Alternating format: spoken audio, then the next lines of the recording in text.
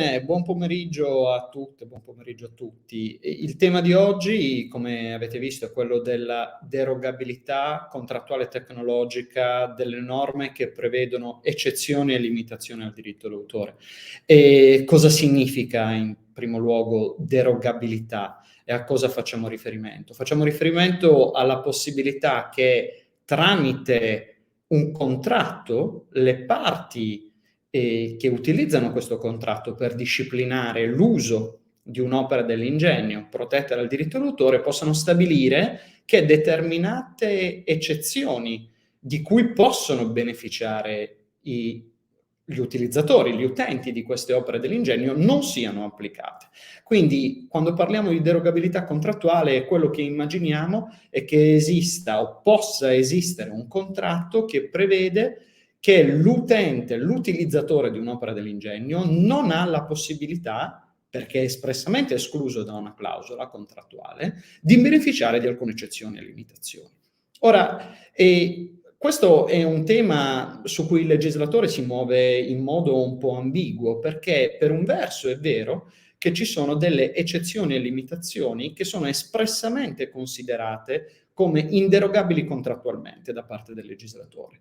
Come facciamo a dirlo? Lo possiamo dire perché all'interno di alcune norme della legge sul diritto d'autore che recano eccezioni e limitazioni esiste una dicitura che può essere variabile, ma che sostanzialmente recita: l'eccezione prevista da questa norma non può essere derogata per contratto, qualunque clausola contrattuale in senso di forma è nulla.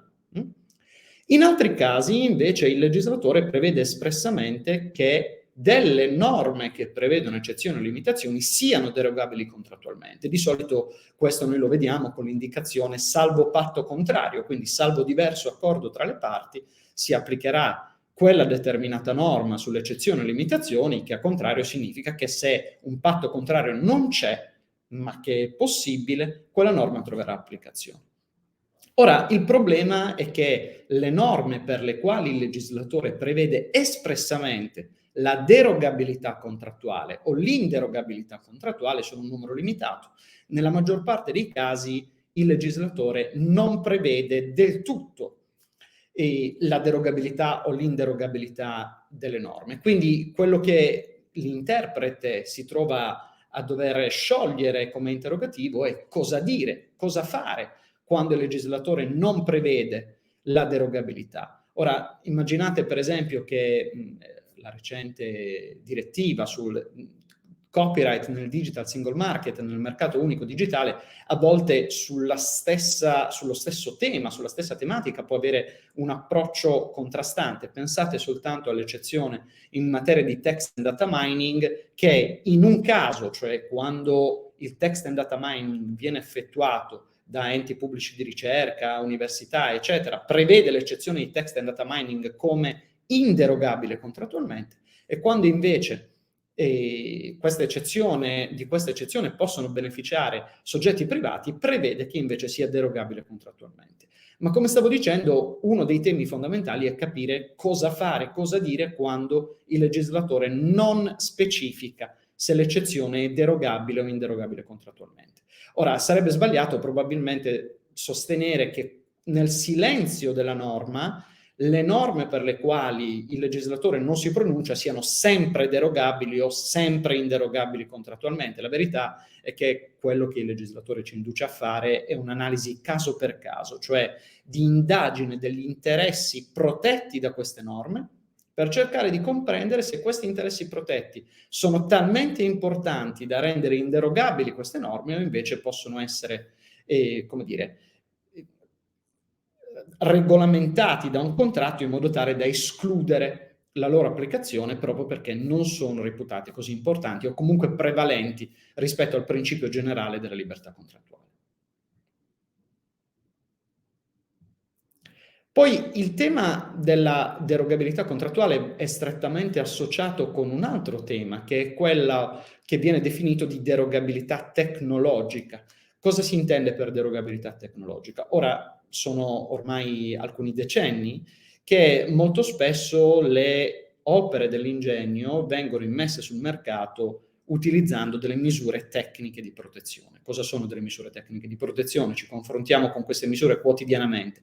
Pensate, per esempio, quando provate ad accedere agli articoli di un quotidiano online, ma l'accesso a questi articoli vi viene impedito se non inserite le credenziali di accesso che posseggono solo gli abbonati. Si tratta di misure anti-accesso, cioè che servono ad impedire l'accesso all'opera. Ci sono poi altri tipi di misure che impediscono non l'accesso all'opera, ma tipi diversi di atti, per esempio la copia dell'opera oppure la modificazione dell'opera. Ora, questo tipo di misure tecnologiche vengono apposte normalmente dai titolari dei diritti su queste opere. E quindi quello che ci dobbiamo chiedere è cosa succede quando un titolare dei diritti appone sulla misura tecnologica una misura tecnica di protezione, sull'opera dell'ingegno una misura tecnica di protezione che ci impedisce di fare un determinato uso dell'opera, che magari è un uso dell'opera che ci è consentito sulla base della normativa vigente o perché ricade all'esterno del perimetro di protezione del diritto d'autore o perché è espressamente prevista un'eccezione o limitazione che consente quell'uso nei confronti dell'utente. Ora, quello che noi vediamo all'interno della nostra legge è che il legislatore in alcuni casi di eccezioni e limitazioni, ma solo in alcuni casi, ha previsto che il titolare dei diritti debba adottare idonee soluzioni, non meglio specificate se non nei termini in cui tra queste idonee soluzioni rientra anche la ricerca di accordi con le associazioni e gli enti che rappresentano i consumatori, quindi i beneficiari delle eccezioni. Ma in alcuni casi il legislatore prevede che, in alcuni casi di eccezione o limitazioni, il legislatore prevede che i titolari dei diritti debbano volontariamente adottare idonee soluzioni. Ora, un problema rispetto a questa norma, intanto, è che non sempre le eccezioni o limitazioni sono contenute in norme per le quali i titolari dei diritti sono obbligati ad adottare idonee soluzioni. In alcuni casi i titolari dei diritti possono disinteressarsi della necessità di adottare idonee soluzioni e semplicemente utilizzare delle misure tecnologiche di protezione che impediscono questi usi. Ma anche quando sono tenuti ad adottare idonee soluzioni, ci dobbiamo chiedere cosa succede se non adottano idonee soluzioni, cioè se si disinteressano della norma prevista nel nostro ordinamento dall'articolo 71 quinquies della legge sul diritto d'autore.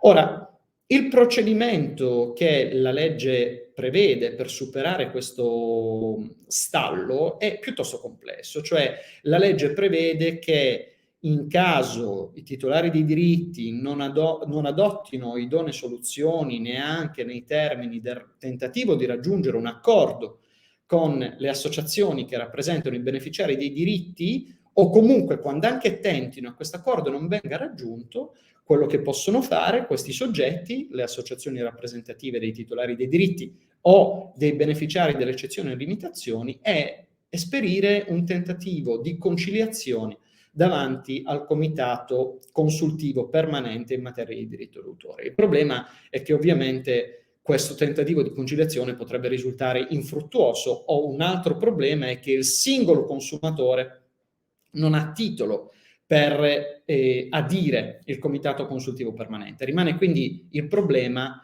di una sorta di mancanza di enforcement dell'obbligo di adottare idonee soluzioni, che significa semplicemente dire che il titolare dei diritti, se vuole, adotta idonee soluzioni, diversamente probabilmente il beneficiario non riesce a fruire di queste eccezioni o limitazioni. Ma c'è poi un tema ancora più grave, che è costituito dal fatto che la nostra legge prevede che i titolari dei diritti non siano nemmeno tenuti ad adottare idonee soluzioni quando l'uso delle opere è reso possibile online sulla base di accordi contrattuali con i beneficiari. Ora, il problema è che quando un uso dell'opera è reso possibile online, un accordo contrattuale c'è sostanzialmente sempre, perché se un'opera è messa a disposizione su un sito web, anche i termini e condizioni d'uso del sito web costituiscono un accordo contrattuale. Quindi questo è un problema che rimane ancora oggi da risolvere. Quali possono essere delle soluzioni in chiave normativa per risolvere il problema legato alla circostanza che i titolari dei diritti, in forza del loro maggiore potere contrattuale, riescono a derogare o tramite contratto o anche tramite strumenti tecnologici rispetto alle eccezioni o limitazioni di cui beneficiano gli utenti. Beh, intanto una prima soluzione potrebbe essere quella di ampliare il novero delle eccezioni e limitazioni che sono espressamente considerate dal legislatore come inderogabili contrattualmente. Come abbiamo detto, in questa fase sono ancora un numero relativamente circoscritto. E la seconda iniziativa che potrebbe essere presa sul piano normativo è quella di allineare le norme sulle misure tecnologiche di protezione e le norme sulle eccezioni e limitazioni, prevedendo espressamente che i titolari dei diritti non possano apporre sulle opere delle misure tecnologiche di protezione che hanno l'effetto di privare i beneficiari delle eccezioni o limitazioni stabilite dalla legge. E in ultima analisi, siccome il potere della forza tecnologica può essere disincentivato, ma non fattualmente impedito da una norma, un ulteriore intervento normativo potrebbe essere quello che stabilisce espressamente che è legittimo per l'utente eludere le misure tecnologiche di protezione che gli impediscono di beneficiare di eccezioni e limitazioni espressamente previste dalla legge.